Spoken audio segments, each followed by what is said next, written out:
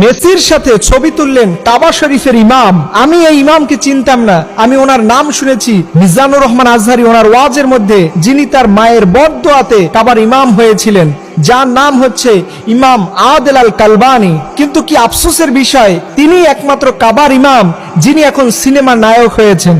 নাউজুবিল্লাহি মিন যালিক। আপনি চিন্তা করতে পারেন, এই মানুষটাকে নিয়ে কথা বলার আগে আমি ইন্টারনেটের মধ্যে দেখলাম যে উনি সুইমিং পুলের মধ্যে একবারে শরীর খোলামেলা অবস্থায় মানুষের সামনে, নারীদের সামনে সে গোসল করতেছেন এবং বিশাল একটা মোটরসাইকেল নিয়ে সে সমানে রাইড দিচ্ছেন। কি অদ্ভুত একটা আচরণ একজন কাবা শরীফের সম্মানিত ইমামের মধ্যে।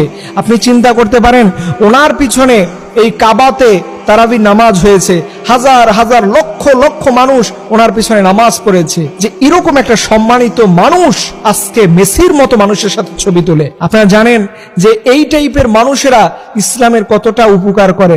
আমার সম্ভবত কেন যেন মনে হয় যে কোনো না কোনো ভাবে এই মানুষটা মিসগাইড হয়েছে, কোন প্রলোভন দেখিয়ে তাকে আস্তে করে এই ইসলামের দিক থেকে আলাদা করে নিচ্ছে।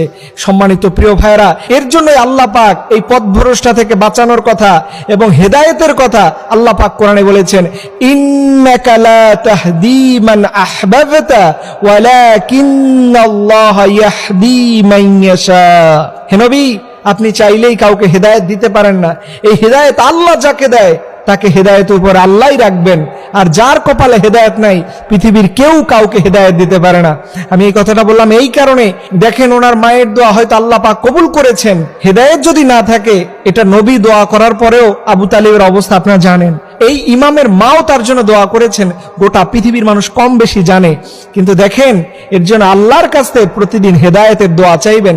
এর জন্য সূরা ফাতিহাকে সূরা ফাতিহা মনে করবেন না, এইটাকে আপনার জীবনের সেরা মহা ওষুধ মনে করবেন। কারণ এই সূরার মধ্যে আছে ইয়্যাকা না'বুদু ওয়া ইয়্যাকা নাস্তাঈন।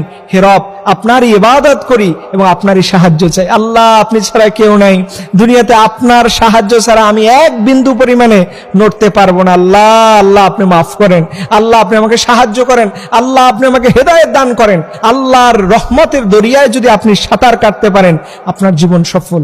এর জন্য মনে করবেন না যে আপনি এখন নামাজ পড়তেছেন, রোজা রাখতেছেন, খুব ভালো বড় আলেম হয়ে গেছেন, এটা মনে করার কোনো সুযোগ নাই। এই ইমামের দিকে তাকিয়ে স্মরণ রাখবেন আল্লাহ পাক আপনার কপালে খুশনসিবে আপনার জন্য হেদায়েত রেখেছে কিনা, এটা একবার আল্লাহর কাছে লেনা দেনা করে নিয়েন, আল্লাহর কাছে চেয়ে নিয়েন, আল্লাহর কাছে কেঁদে কেঁদে বলবেন, আল্লাহ আপনি আমার কপাল থেকে হেদায়েত উঠায় নিয়েন না, আল্লাহ আপনি আমার কপাল থেকে হেদায়েতের নূর মুছে দিয়েন না। এইভাবে করে আপনি আল্লাহর কাছে বলুন। যারা আল্লাহর কাছে এইভাবে হৃদয় অবনত চিত্তে বলতে পারে, তাদেরকে আল্লাহ পাক জান্নাত দেবে। আসুন আমরা আল্লাহর কাছে বেশি বেশি